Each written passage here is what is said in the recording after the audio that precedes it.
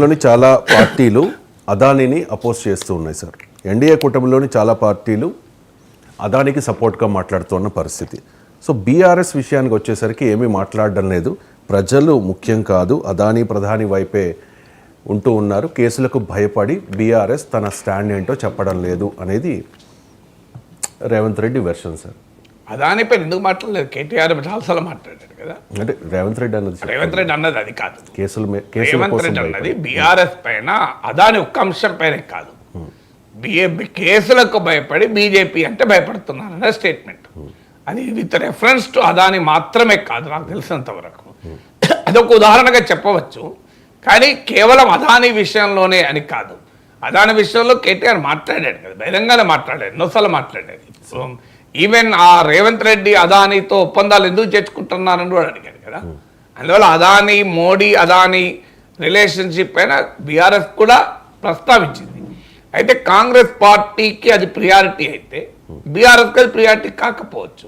With in India కూటమి Samajwadi party, మీకు తృణమూల్ కాంగ్రెస్ కూడా మాకు అది ప్రియారిటీ కాదన్నారు కదా. అందువల్ల ఒక్కొక్క పార్టీకి ఒక్కొక్క రాజకీయ ప్రాధాన్యత ఉంటుంది. కాంగ్రెస్ పార్టీకి బీజేపీ ఎదుర్కొనే క్రమంలో క్రోనీయిజం అనేది ఒక ప్రధాన అంశంగా వారు ముందుకు తీసుకొచ్చారు.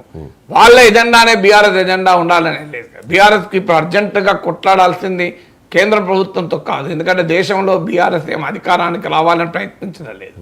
ఇవాళ బీఆర్ఎస్ కార్యక్షేత్రం ఎక్కడ? బీఆర్ఎస్ కార్యక్షేత్రం తెలంగాణ రాష్ట్రం. తెలంగాణ రాష్ట్రంలో అధికారంలో ఎవరున్నారు? కాంగ్రెస్ పార్టీ ఉంది. తెలంగాణ రాష్ట్రంలో అధికారంలో బీజేపీ లేదు కదా.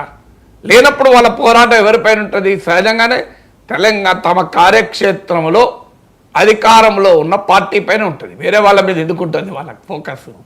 అఫ్కోర్స్ బీజేపీ పైన ఒక పొలిటికల్ పార్టీగా బీజేపీ విధానాన్ని బీఆర్ఎస్ ప్రశ్నించాల్సిందే, కానీ ఫోకస్ కాంగ్రెస్ పైన ఉంటుంది.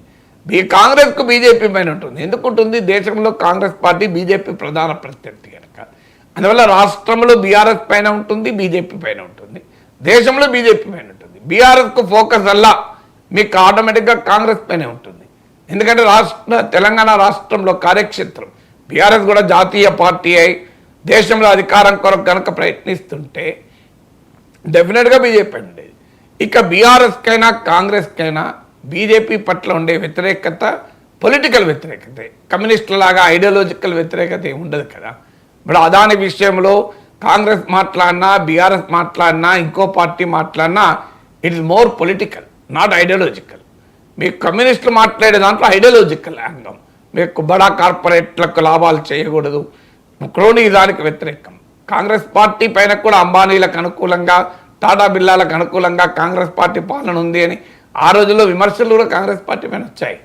సో అందువల్ల క్రోనీజం పైన పొలిటికల్గా ఫైట్ చేయడంలో ఇప్పుడు కాంగ్రెస్ పార్టీకి అది ప్రాధాన్యత.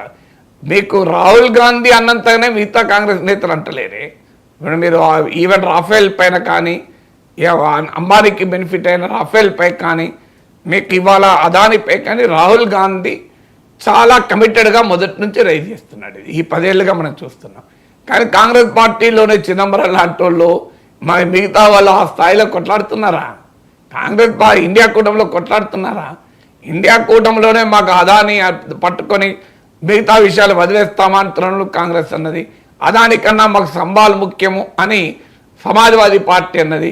అందువల్ల ఎవరి పొలిటికల్ ప్రియారిటీస్ వాళ్ళకు ఉంటాయి కదా.